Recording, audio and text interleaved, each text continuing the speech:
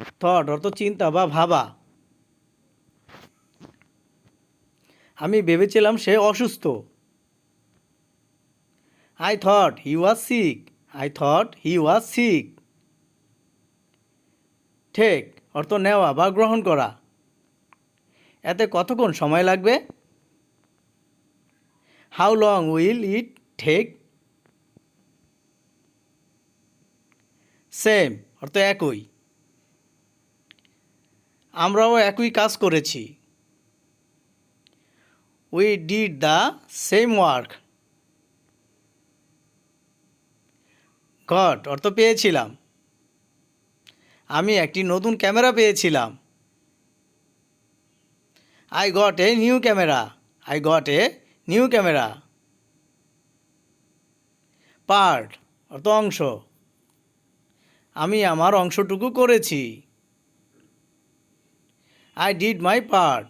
I did my part. Against অর্থ বিরুদ্ধে। এটা নিয়মের বিরুদ্ধে।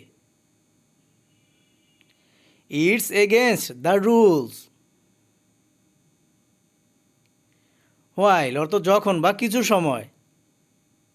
আমি কথা বলার সময় চুপ থাকো। Be quiet while I am speaking.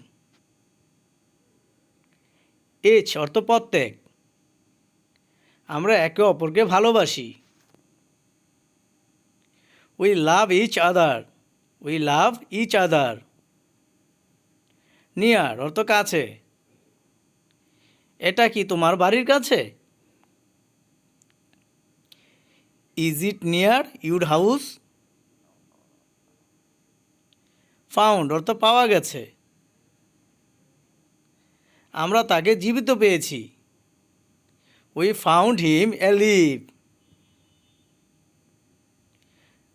Place অর্থ জায়গা বা স্থান। ঘরের মতো কোনো জায়গা নেই। There is no place like home. May অর্থ পারা বা সম্ভাবনা। আমি কি বাড়ি যেতে পারি? May I go home?